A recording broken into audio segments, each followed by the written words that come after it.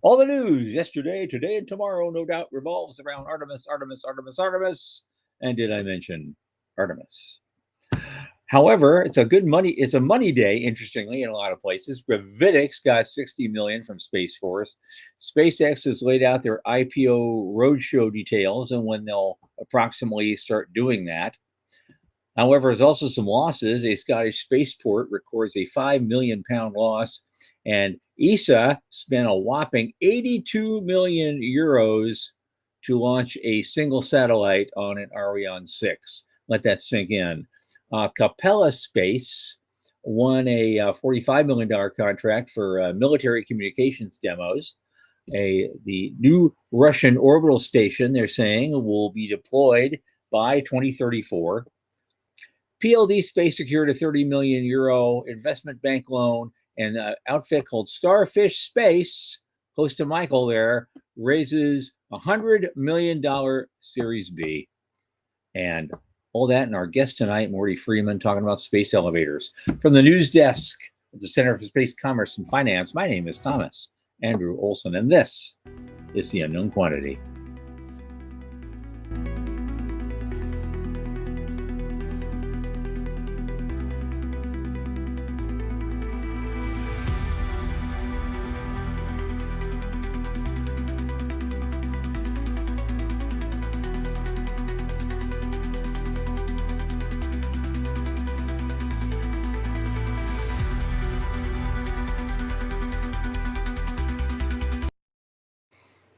And of course, as you know, this program is brought to you by the Center for Space Commerce and Finance. And what do?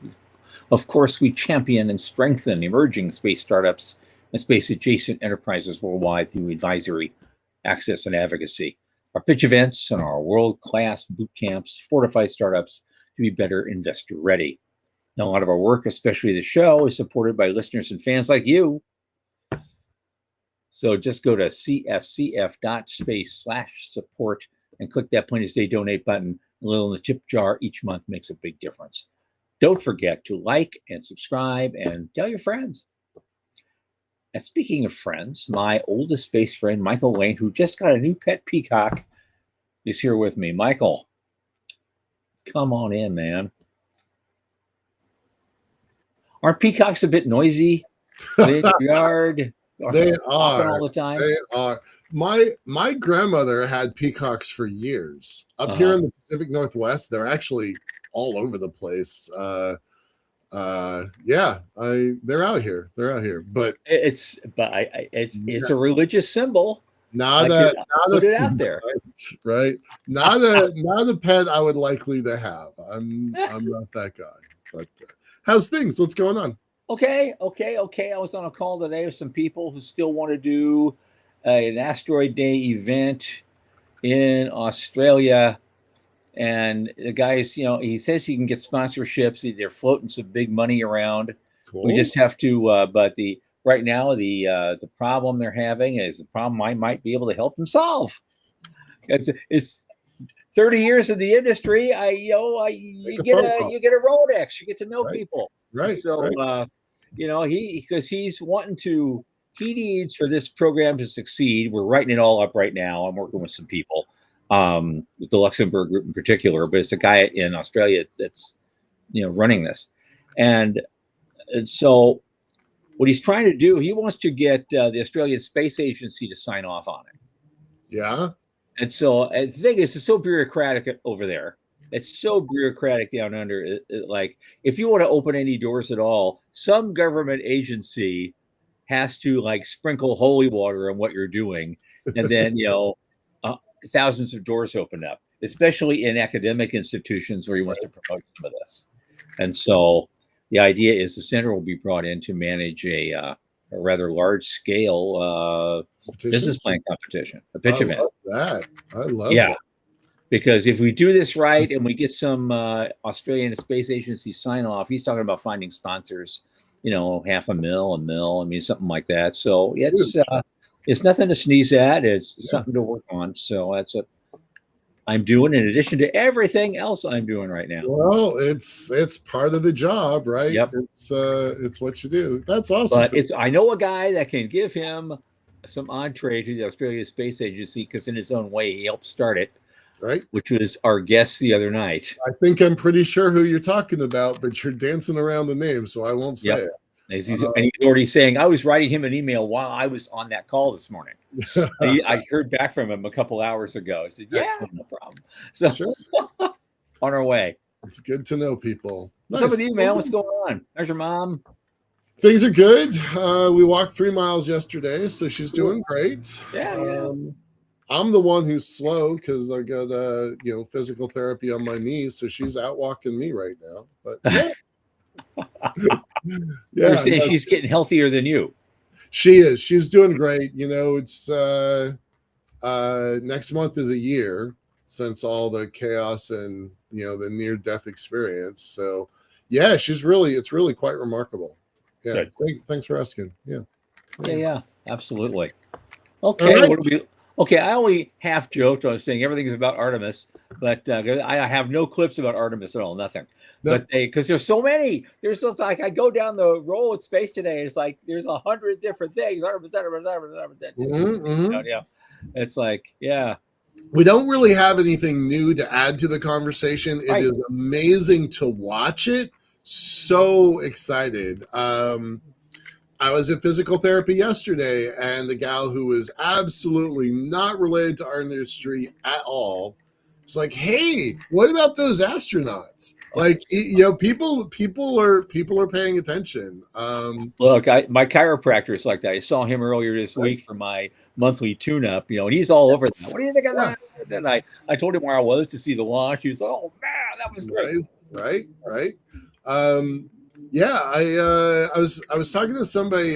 There's a group called the Human Space Program. Frank White, who wrote the Overview Effect. Right. It's I know about that. Yeah, I was talking to those guys earlier today, and he's like, he can't go anywhere. Right. Everybody is talking about the Overview Effect right now. Everybody. Right. They don't even know that there's a phrase for it. They don't know that there's a name for it, but they're all putting their nose on the idea, right? Well, we haven't had a real overview effect picture or video by humans in 54 years. Right. Yeah. So, yeah. I mean, I love the stuff that happens at the space station, but to have the overview effect from the moon, coming back home, leaving home, having home disappear behind a mountain of a rock that we call the moon, and then reemerge, like that's a hell of a week, right? It's neat stuff. Yeah. Aren't they coming home tomorrow? Isn't that tomorrow late? Tomorrow sometime? Yeah. It's off the coast of San Diego. Okay, yeah. There was a 30% scrub because of rain as of yesterday. I don't know if that number's been updated today. I don't know how you scrub. Well, they just redirected to a different place. You can't have rain within 35 miles of the drop zone. So they just push it off to the left or right, forward, backward, whatever it is. I mean, they're coming home one way or the other. Yeah. We weren't planning on Texas, but right. Yeah, no, it's exciting. It's super exciting. Yeah. All right, let's get to the news, though. What do we got? Okay, well, this is something that actually Dallas told us about last time. I wanted to lead with that, get that out of the way because it's really cool. Gravitics was selected by the Space Force for a $60 million STRATFI grant or funding to demonstrate revolutionary orbital carriers. And when I think about revolutionary orbital carriers, of course, in our world, I think of our guest next Thursday. But right, talking about shipping containers. Yeah. But it's not. These things aren't built for that. They're more of a defense type thing. But it's cool. The picture's cool. Yeah, it's if you want to call it a spacecraft carrier, not an aircraft carrier. Right. Really, I kind of wonder what's in it. I want to remind you, Tom, Colin Doohan took our program in Austin about 6 years ago, he was a competitor in our competition, Mhm. not the same business, but that's the Right. same guy. So good on him for learning what he needed to learn, because they've raised a lot. So StratFi is an interesting animal. It is, you have to raise half, and then the government will match half. So there's one program that gives you a quarter, so in this case, $15 million. Another program where you find a client within the U.S. government, could be anybody, could be the forestry department, but in this case, it's probably Space Force. And they come up with $15 million, and then you go and find Right. venture money to match. Right. And the Right. government won't put their money in until you've got the venture Until money. you've got the thing. Yeah. Yeah. Well, Cox was kind of that way too. Yeah. Yeah. So I mean, that's just nothing new. So Uh, that's I a want I want that's to a throw some. oh, go I ahead. want to. I want to throw something in here before we move too far Yeah. forward, because Doug Plata just joined us, and since we were just off of Artemis for a minute, Right. he asked, "Do you think that the Artemis 2 excitement means we've been deprived of an exciting space program because the ISS has consumed our budget for more than 2 decades?" Yes. Yes. I mean, I can How's say a that? lot more than yes, but I'm going to I start with know, I yes. know, but God, that we could do a show around that, and Right. probably should. Right. Yeah, to Dr. Plata, I think that's really true. Like what's that phrase? We've been going around in circles for Yeah. 25 years. And hats off to the folks that do the circles, right? I'm not knocking that, but it certainly isn't the moon, and it Yeah. certainly isn't Mars. And if you think about 25 years at 3 billion a year that chews up 20% of NASA's budget, maybe 25% of NASA's budget.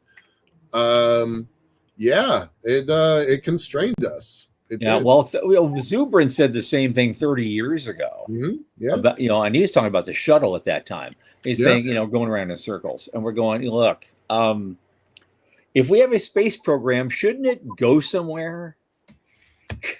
Yeah. And that's really, that was kind of the question then. And now finally we're 30 years later, we're going somewhere. Well, I'd like us to keep going somewhere, however we get there. Calling it an orbital laboratory just put lipstick on a pig. Yeah. I love the International Space Station. It is the most complicated machine humans have ever built. And yes, I think it's more complicated than like the CERN super collider. Like, I think it's a pretty complicated machine. I'm impressed by it from that perspective. But yeah, it'd be nice to go. It'd be nice to go. Yeah, it would. Okay, next up, SpaceX lays I want out. to say one more thing about gravitic. I know, but all right. A, they're in our backyard, so shout out to Seattle. B, perseverance, right? Because these folks raised about $20 million in 2020, 2021, spent through it, didn't get the follow-on capital that they were hoping for, basically laid everybody off but 6 guys and the janitor, and now they're back. Like, so perseverance in this industry pays off. So hats off to the folks at Gravitics. Super impressed by that. And they come back with more money than they had originally. So Yeah, I love it. So that's it. That's my okay. Go ahead. All right. Well, I can zip through this next one, then we can get to some other thing. I saw a clip briefly that just said that said SpaceX has laid out their IPO details, and I guess they're targeting an early June roadshow. So that's a big deal, because they're having an event in June, and they're hosting 1,500 retail investors. Oh my God! Yeah, it's a feeding frenzy. My God, and they just say, the CFO says, "Well, retail is going to be a critical part of this, and a bigger part than any IPO in history." Right? Well, they're counting on it. They're counting on the meme stock element. They're counting on the the Tesla bro dudes that are the super fanboys. they're counting on that. They're talking about this being a meme stock, not just a rationally priced. Exactly. You're not going to use the same metrics that you do for General Motors or Walmart to evaluate this stock. You can't. Yeah, it's a meme stock, which I was like, ooh, I don't think I like that term. But, Right. But yeah. I keep one of these guys, doing all this talking. I keep expecting him to start sounding like Trump after a while. It's going to be huge. It's going to be the bigger that we've ever done before in our history. Right. Where's Trump when you need him, right? It'll be a golden battleship. We'll make a golden IPO. Right. No, he has to go blow up shit. Okay. Well, so this 1,500 retail investors, right? So they have committed 30% of this IPO to, quote, the little guys, right? The individual investors. That's both remarkable and a little bit ballsy, but I think it also plays to the meme stock idea that they are anticipating non-rational enthusiasm to buoy this investment. So I'm really curious. Like, this is what Greenspan used to call irrational exuberance. Irrational exuberance. Oh, I forgot about and that was when the Dow was 6,000. Right? I was saying that shit. Oh man. It all makes me wonder if you should short it on like day number 2. Like if there's going to be a bump and then a crash of reality. But I'm not the doomsayer kind of guy. I'm not a short kind of person. But I do wonder what those first 5 trading days are going to look like. Well, you'll wonder where some people get to do that anyway, because we had our conspiracy theory night, and we never said anything about all those guys who shorted the airline stocks just before 9/11. Yeah, right. We never did solve that one. No, they didn't, but they did make a James Bond movie out of it. Yes, they did. Script, yeah. Yep, and rightfully so. Yeah. Hey, I want to say hi to all of our viewers. Thanks a lot, Jason, everybody, Doug. Thank you so much. A lot of folks coming in. Welcome, everyone. Thank you. Appreciate it. Love you. Yeah. Love you. It'll be a fun night with these people. Yep. They always have great things to say. Okay, so we don't usually talk about losses much, but today I had a couple of things. One is an actual loss on paper, and the other one should have been. The first one is that the one vertical spaceport that they have in Scotland that flies a lot of different payloads, they suffered a record 5 million, actually it's 5.4 million pound loss. How do you run a spaceport when you're losing money? You have to go usually tap somebody when that happens. Right. Yeah. And you know how that goes. Yeah. Yeah. I mean, the commercial spaceport in America has always been a little bit teetering on the edge. So that's because they built for horizontal and vertical became the thing. Yep. And the vertical market got overcrowded because there wasn't enough places to launch out of. Yep. But it's hard to pivot. If you're already a horizontal spaceport, it's hard to pivot to a vertical model. And it cost almost as much as the original, probably. Thinking. Prove me wrong, somebody, please. Yeah. But so there's that. Then there's the one, this is just a criminal waste of money. And so I don't know how these people stay in business doing this. But I know why, because it's ESA. It's ESA. They spent 82 million euros, that's about 110 million US dollars, to launch a single satellite on an Ariane 6. Those are 1960s prices. Oh my God. Come on, think about it.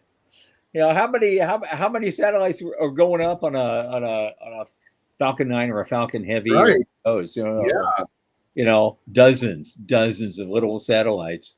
But even the big ones don't have to pay that much. I mean, because they could have come here. You could have bought an entire. Advertises its prices publicly. It's right there. That's it. Right. This is what you pay. Here's $65 million with room to spare.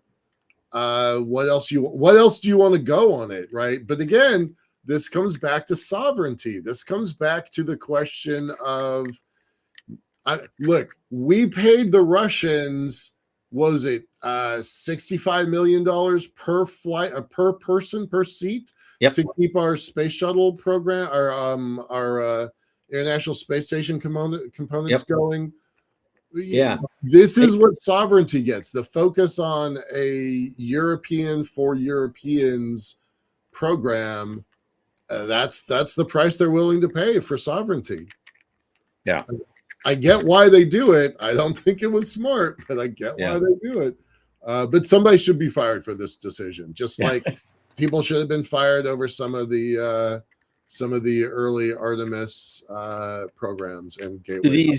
Do these Euro bureaucrats ever get fired? Do they fire anybody, or do they just shuffle them somewhere else and everyone forgets their name for a while? Right. I don't know. Yeah, 82 million. What'd you say the conversion was? About 105, 110 US. Oh my God. Yeah. Right. For one satellite. I mean, 2 flights for that. I don't know how giant a satellite is. I mean, because we used to do nothing but big satellites. Right. They're going out to, GEO. Right. And those were huge. And they were probably, and they just barely fit inside the fairing. And unless it was a satellite like that, I don't know enough about that. It doesn't say, how big it is or what it's going to do. But that's a really old school launch, man. That's a 60s, 70s era kind of price tag. So I hope it was worth it to them. I don't know what they're getting out of it. All right. I just pulled it up. Copilot says it's 21 meters long. So that's pretty big. That is a single rocket launch. About 70 feet, 75 feet. Yeah. Yeah, 2.5 meters wide and 4 meters tall. So it's pretty big. It's pretty big, but still, you could have gotten 2 flights for that price tag if you'd gone to SpaceX. Yep. I don't know if Blue could have handled it because they're not moving that big a cargo. I don't think. But those are the only 2 games in town over on this side of the pond. Absolutely. Now, our producer is telling us we have 2 more news items to share. And you know what? Right. You know what I do when he says that? Yeah. I do 3. And 3 is all we got left. We can do this quick. It'll be fun. Okay, the first one. PLD Space secures a 30 million euro European Investment Bank loan. So that's, money going in. And they did this just a month after already closing a 180 million euro Series C. And so it's a Spanish service provider called PLD Space. They got a loan. I don't know what they're doing with it. Will fund the final development stage of the Miura 5 rocket. They didn't disclose the terms. They said the financing would take the form of venture debt, which is we paid directly over time. Okay, I get it. It's another debt instrument. We've seen 3 of them this year. We talked about one big one in January that was the XM Bank, another one in February, I think Stoke, and then this one. Yeah, so debt is becoming a part of this package. I love it. Every time I see it, it's part of the sovereign thing. The EU's Commissioner for Defense and Space said this is why the European Union is committed to ensuring independent and reliable access to space. Right. And by backing innovative European companies, we're building a strong, competitive, resilient launch industry. So there you go. There you go. Now let's move. We move over to Starfish Space. This began life as a space news article. I couldn't do it because you can't get in. So I found something on their own site. Right. And they just raised over $100 million in a Series B. Yep. Satellite servicing business. It's led by Point72 Ventures, Activate Capital, and Shield Capital co-led the round. And so also NFX, Toyota, PSL, and a bunch of others. Another point to perseverance. These guys in 2021, I think, might have been 2022. Yep. They crashed their first effort. It went up. Their Otter Pup mission, it went up. It promptly went sideways. It took 3 months to recover it. They did recover it, and in the way that they recover it, they patented it, made that patent available to other people, and here they are. Perseverance. That's what it takes in this sector. And they're one of your neighbors. They're based in Tukwila, Washington. So there you go. Aaron Hartman from JP Morgan, shout out to those folks. He just tracked that the Seattle region has booked over $300 million in the last 3 weeks. And we're well over $1 billion so far this year. So the Seattle space sector, it's booming, man. Every level. Yeah. It's booming. Absolutely. Yeah. Okay. Very quickly, final. A guy named Vladimir Kozhennikov, he delivered a presentation at the Roscosmos team for the Future Forum during Space Week 2026, and he claims that the new Russian orbital station can be fully deployed by 2034. That's got to be taking parts of their current ISS that they said last week was going to be separated. I mean, I'm guessing that. Maybe some of that could be true. He didn't mention that, but he represents RSC Energia, which is part of Roscosmos. I mean, they build a lot of stuff, so it'll be interesting. They approved.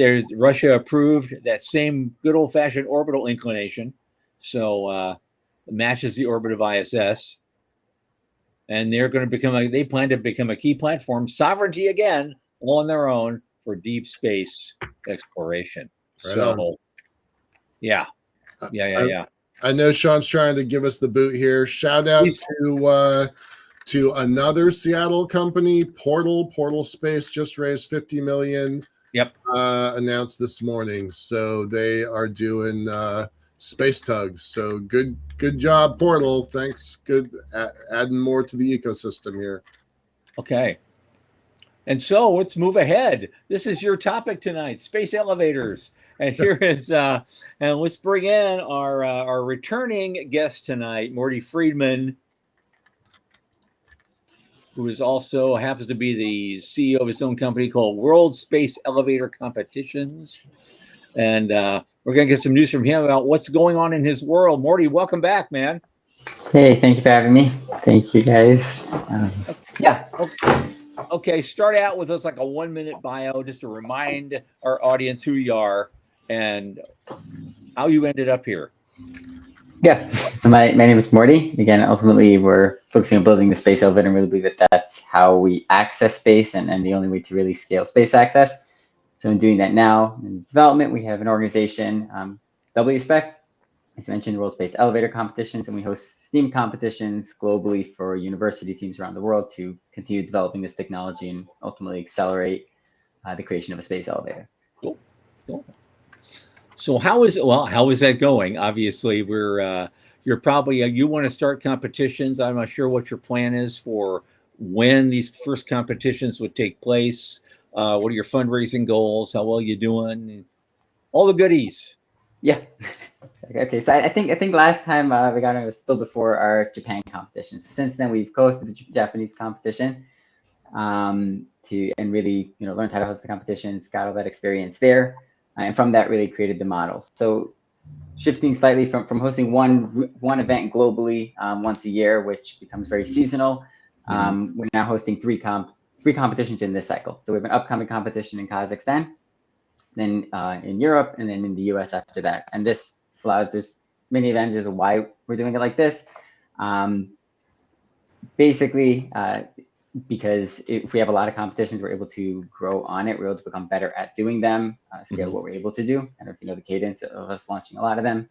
It's obviously easier for students to join regionally. That's something we realized by going to different regions. There's different school schedules. There's different, obviously, travel logistics become more complicated in certain regions. And then, so it's much easier if we do them regionally based on continents or based on a subcontinent. And then obviously from a business perspective, it's a much more strategic way of doing it, where we're not just a seasonal company. We actually have continuous operations throughout the year. Helps for obviously cash flow and continuously doing things that really allow us to host that. So, yep, upcoming competition in Kazakhstan. That's already in the books. That's in August. Yeah, it's for Central Asia region. Again, times with that. That's the August competition we were talking about last time. And then after that, we do upcoming competitions for this year. No, so when you're doing these, you got these. So basically, you're doing 3 things in 3 different countries. Is it all based on one blueprint, or do things shift a little depending on the country you're in, as far as doing the thing?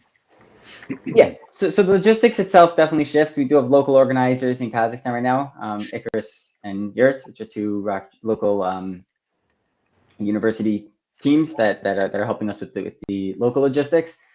And then the actual rule set, though, is exactly the same. And that's the point, is each cycle rule set will stay the same, so that these teams can be judged against each other and learn from each other and really focus on the same end goal.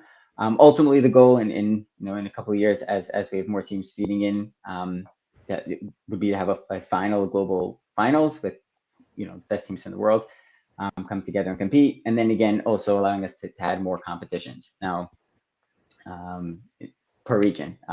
Right now we do have the Power Beam competition, which is a white paper phase for this year, and the climber competition. The climber competition is the one that we're doing in Kazakhstan, and the white paper will take place at the end of the cycle as a final white paper phase, and then we'll have some of those students come in, and then continuing next year, again, those all go to each location. Makes sense. Okay.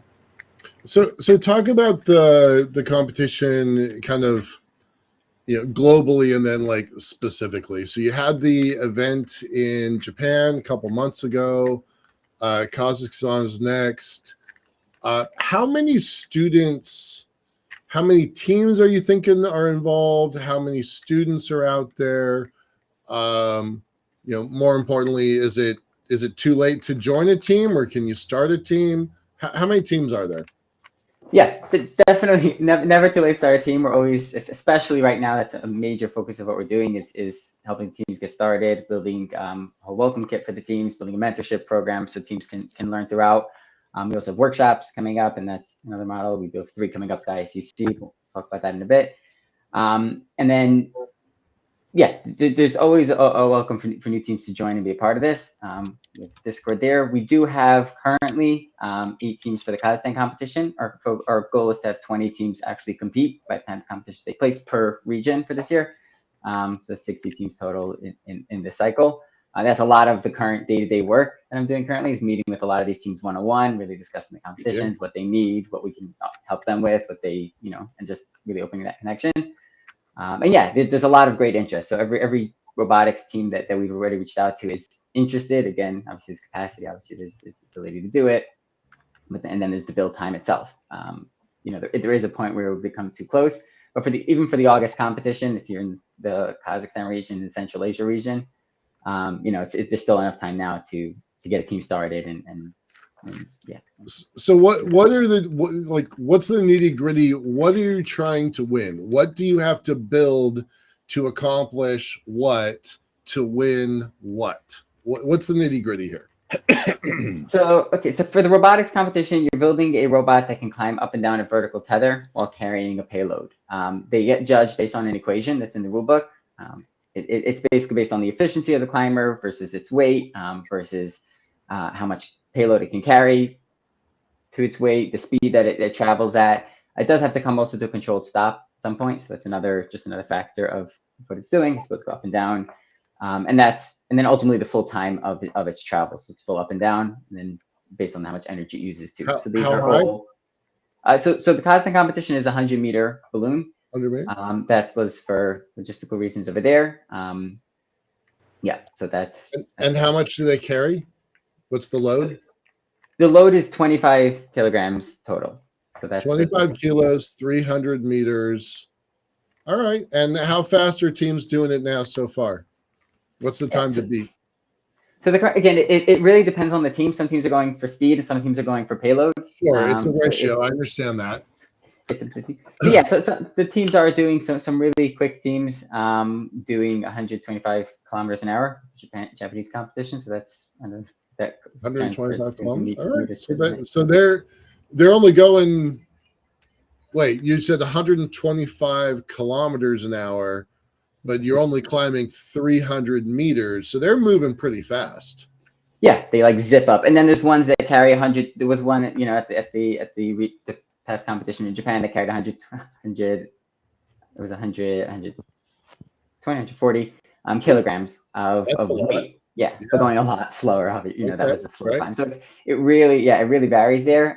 Again, obviously with that competition, we had to anchor to the side of a mountain, so didn't have to worry about the weight overall. Now we're gonna have the balloon, but then from a business perspective, again, that balloon is an asset that we depreciate over the competition. So again, also talks to that multiple competitions a year. So it's tethered to a balloon in the sky, 300 meters up. Yeah. Okay. All right. That's quite a spectacle. That's gonna be fun. Yeah. I'm assuming like anything, like any project, like you're opening it to the public, you're selling tickets, I guess, and so and you're in different countries, different languages. What's your marketing plan look like locally? So that's a lot where the local organizers come in to let us know what specifically that region is. So specifically with Kazakhstan, we do have a local workshop going to be happening just for that region, specifically to introduce the new teams, as well as now there's a booth next week in Kazakhstan that the local organizers are going to be running to introduce it at a robotics event, a local robotics event. But yeah, so that's a lot of the specific regional stuff, and then globally, again, same thing. We're promoting that for us as sponsors. We also split up that the model in the way of getting regional sponsors, and that's the one. Let's say host a specific event. Then there's obviously the global ones that will help us with the full W spec and all the regions together in the bigger picture. And again, like Mike was saying, and I guess like what you were saying earlier, really and even with you see now with Artemis and everything, we really need to. It's all about visibility at this point. The ideas are great. The ideas are here. It's just how do we get in front of people, in front of the right people to really continue it and move forward. So Michael's telling me he can't see the chat. I don't know why Michael can't see the chat. I don't get this. We need to fix the problem. But Dallas weighed in. He asked, Dallas Beanoff, he weighed in and says, wasn't there a space elevator climber competition a few years ago with a 1 kilometer climb goal? That's okay. That's not the one I'm thinking of, because I actually went to one live in New Mexico 20 years ago. Right. Yep. So that was no 1 kilometer. So you tell Tom, you tell that story, and then I'll tell the other story. Okay. Well, yeah, that was back in the early days of this, and so we were going on, and it was kind of an overall kind of event. It was called the X Prize Cup, and there was and so they had some actual physical hardware there from various things, but part of it, there was a climber competition going up a ribbon, and these things were climbing pretty fast, but the devices had lasers trying to power them from below, and you'd see smoke coming out of these things. They're focusing mirrors on there and smoke, and I remember there was some guy standing next to me, and he looks at the thing and says, "Yeah, smoke and mirrors." I remember that super well. Neil deGrasse Tyson was on site for that, and he was narrating some of it. So, once upon a time, Tyson was all in on elevators.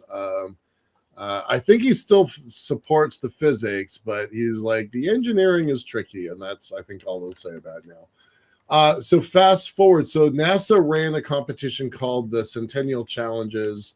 They offered 2 different $1 million prizes, one for power beaming and one for material strength. And how they measured the power beaming was to climb a string. So the first one, and I think the second one, happened at NASA Ames Research Station. And all they did was they had a big crane, and they attached the ribbon down to the ground. And so that was only, maybe there were 6 or 7 teams, not very many, especially in the beginning. But over time, it was eventually won, I believe, in 2010.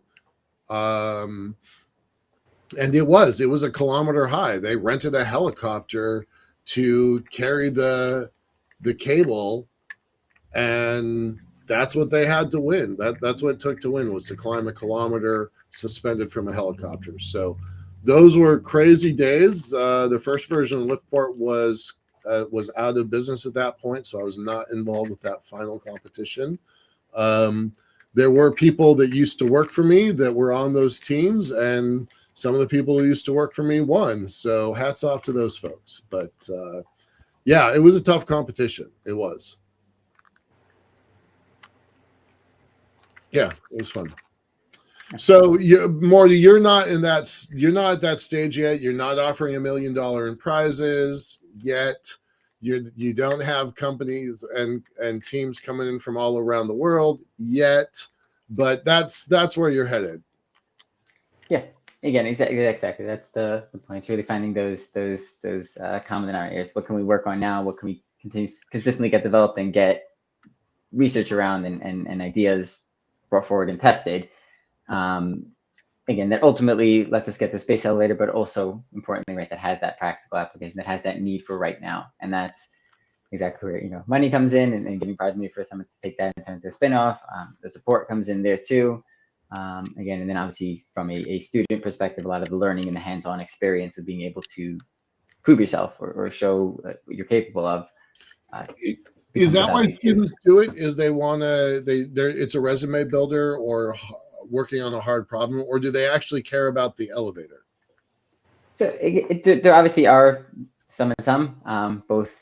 Yeah, both types of students, but I think for the majority of them, it's mostly the robotics project itself, and I think that's really where, or the power beaming itself. And again, we're seeing a lot of interest in that too. So that's ultimately it's the value that we're creating, and that's, I think, more than just the actual monetary dollar amount. And obviously there is a prize money too, for the content competition. It's $5,000 pool for both, first and second, and then. Yeah, and again, that incentivizes teams also, and obviously the traveling aspect also incentivizes them as an experience to go somewhere. But ultimately, yeah, it's a resume builder, and it really lets them show what they're capable of to these companies, to places that will potentially hire them or get them forward. And again, also on a global stage, and then in a specific technology that could have spin-off value for them, or that they can take further if they choose to. Okay. What kind of who are the sponsors? What are the prizes? What do you get for it? Do you have any obligations to do shout outs to your sponsors? I don't know if you do or not, but now's the time. There's no time, but generally, so right now we're very much, most responses are really focused on the space elevator itself. So a lot of companies or organizations that are focused on the space elevator as a future technology, specifically with Kazakhstan. The local organizers there focus on the region itself. Kazakhstan is a developing space country in many ways. They've been launching rockets forever, still have, and still do, and then. Yeah, they're definitely a growing space country, and really want to position themselves like that. So there's a lot of interest there. Like I said, that's the regional sponsorship or the regional locations. And then for the global side of it, it's very much focused on the bigger picture. Right? What is the space elevator? How do we get this out to the talent that ultimately will be the ones building the space elevator in 10 years? So a lot of the big names there. Names now, but I guess that's the general. Okay. Okay.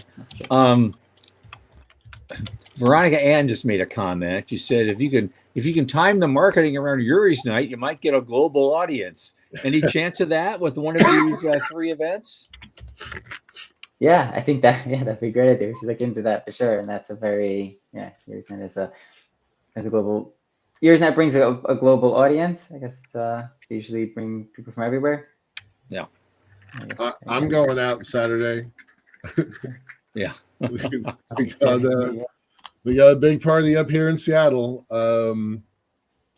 Liftport sponsored Seattle's first Yuri's night at the Space Needle. It was pretty epic. Mhm.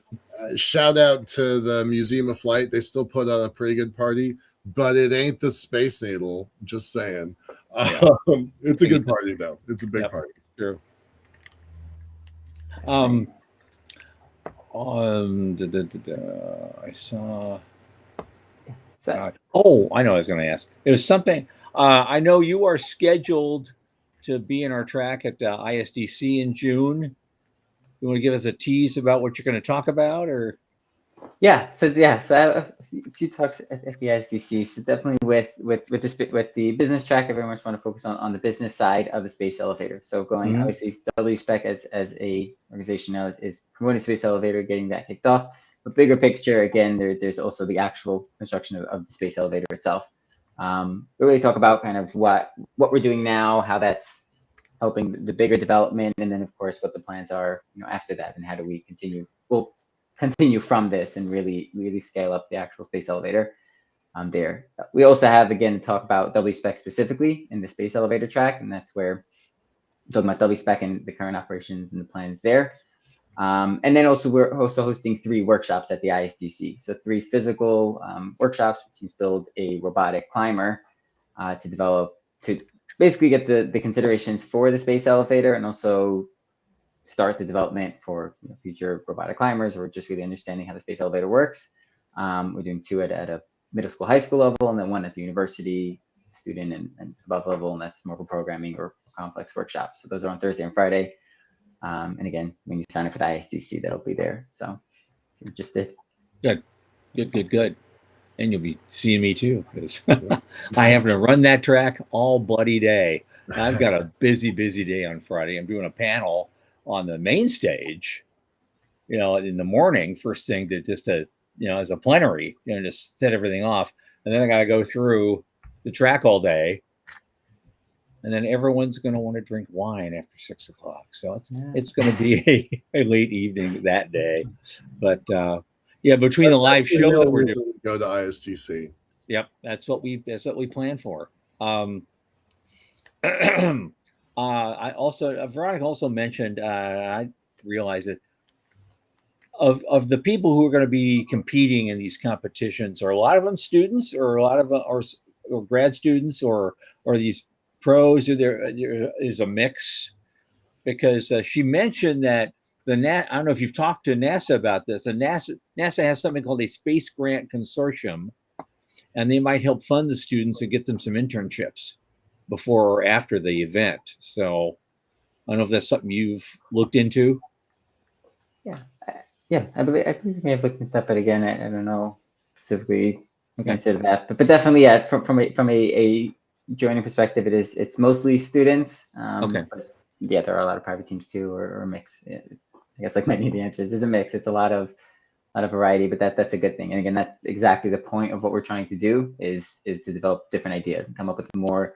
The space elevator itself is this long-term project, and it needs to happen for humanity. It needs to happen for us to truly access space, but we still don't know how to do it fully. There still are questions that need to be answered, and we need to find out what that is. And ultimately, by spreading the research out to a lot of people around the world, a lot of different unique ideas, and then seeing how they all work and testing them part by part, we're going to find out what the best way to do it is.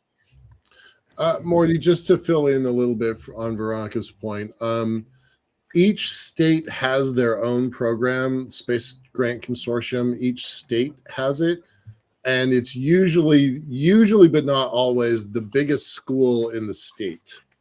So you can go to NASA's Space Grant Consortium website, find it, and you can just talk to their directors directly and say, hey, we've got this competition. This is what we're doing. These are the parameters. Can we make a presentation to your students? And they do. They have money for travel. They have money for research projects.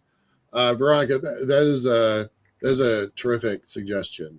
That's very actionable. Thank you, Veronica. Yeah. Give that a go. Yeah, 100%. Thank you. Yeah, again, also any other ideas or suggestions, again, always open to more, advice or assistance is always, Oh, Dallas here is recommending some reading for you. He said, Are you aware of the book? Here it is, The Millennial Project by Marshall Savage. Its subtitle is Colonizing the Galaxy in 8 Easy Steps. A space elevator is one of the steps. So Easy. that's probably a good thing to promote. Yeah. I was talking to a sci-fi author, Dr. Jason Batt, earlier this morning.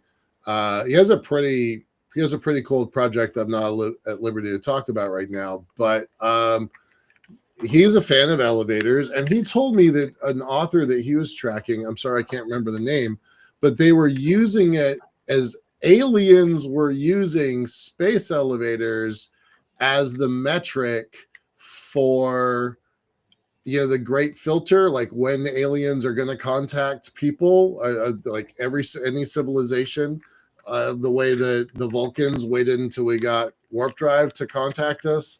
In their book, the space elevator is the mark of an advanced civilization and worthy of aliens contacting us. So I'm like, all right, well, that's cool. We're the gatepost for connections. I thought that was a really fun idea. I'd never heard that before. So Yeah. Yeah. I don't know. If I was an alien, I still prefer to see that warp signature. I don't know. Right. That's just me. Right. These guys are really ready now, and we better get to them before they do something stupid. That's kind of how that worked. When you saw that show Enterprise later, that's what it was. Oh, the next 100 years is like, yeah, they're holding us back significantly because they thought we were just going to absolutely go out there and make a complete hash of things. Right. Yeah. And they probably had a point. They probably did. I think it's become more about why a space elevator is so important as a general project, and why it really unlocks that whole future is just right now. I mean, we're just saying, there's no mass, there's nothing that we can send. We can't test stuff. It's really, the whole space industry is built around the difficulty to get there, and we're sending photons back and forth, and that's great, and that's what we need to keep doing. And then even now with the whole chip manufacturing will be something if that gets up and running. But again, even things like that, we're really talking about scaling with a limit. And space elevators, obviously the beginning of them too will also, Saturn V, it's not going to be the most optimal version, but it's going to work. And then that allows us to scale, allows us to get beyond what we currently have significantly, and just keep going there. And then again, with rapid iteration and keep constantly testing, we'll have a warp drive a few years afterward, or we'll have hopefully. I know the guys who are working on it. So yeah, I just wish I had 50 million to hand them, but I got to become a billionaire somehow so I can hand money out. It's so frustrating. Here's the thing. How do we get from, especially as there's a space elevators, lunar elevators, whatever kind of thing, that whole idea, where, when we first started talking about this years ago, the industry itself wasn't very big, and they couldn't get funding, and they couldn't get investment, and they couldn't get anything. Now we're a $630 billion industry. What does it take, you think? I mean, whether it's for your competitions or other things, what is it going to take to get the space elevator to not be a redheaded stepchild, to make it go a little more mainstream within the entire ecosystem? What will it take? That's my question of the night. Yeah, I think there's a lot to that question, but there's definitely we're definitely seeing that direction happening, and now you're starting to see it a lot more in pop culture. Starting to see a lot more just as a general concept. I think there is an understanding that general understanding that rockets don't scale, and the general understanding that we're also going to space. We're going there for sure. Now with the competition specifically, and with everything after, we're always going to keep it. It's a lot of value generation, and that's not specifically the money in it. And obviously, that's a very important part and a main part of one of the main parts of it. But there's also just the value that gets created, and that's I think the competition speak to specifically. But then there's also that hope, that future of what can we have with a space elevator versus what will we have if we just don't build something like this and still continue accessing space and still continue expanding with what we can do, but within our constraints. And then again, as that idea spreads, and again, just by bringing it in front of people and getting it out there, it does require some maybe push, and then an acceptance by the public. There obviously are, the fear of it. There's the thing is, even with space and just understand this, it's still very niche from a global perspective. A lot of people don't think about space. Michael, you mentioned earlier that someone's talking about the Artemis right now, and that's a big thing that just comes up, and people talk about it then. But space needs to become something that's mainstream, and the space elevator is after that. It's shipping routes. It's not the airplanes. It's not these cool, quick, easy to transport things. It's this consistent, rough, ugly infrastructure that we need to scale an economy. And right now, the space economy, again, is built on photons. It's built on sending something there, and then, what can we transport back and forth for free and grow? But ultimately, it has stuff. There's so much value in terms of what we can manufacture there, in terms of the power generation, in terms of resources.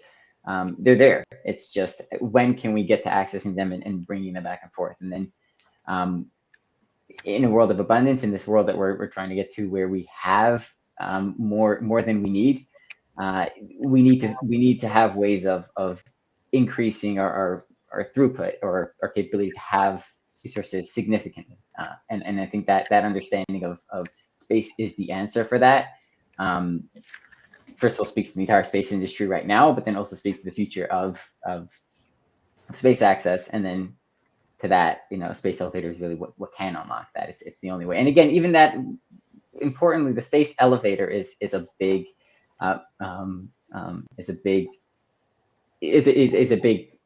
a broad concept, right? There's just someone spoke to now that the maglev ideas, and there's so many different ways of doing a space elevator, but the concept of using friction or using the force other than propulsion to get to space, where we're not limited by the rocket equation, is what we need to do. And again, it doesn't have the same limitations that it will have, and allows us to scale. So yeah, and then as you're saying, also, yeah, more PR, more outreach, and again, it's just sharing this idea enough, and the only way to do it is by continuing to do it, and we're seeing that reach. It just needs to keep growing and scaling. So let's pretend it's gonna work. What does the 5-year and 25-year mark look like? Pull out your crystal ball. What does 25 and 5 years look like? And we only have 3 minutes.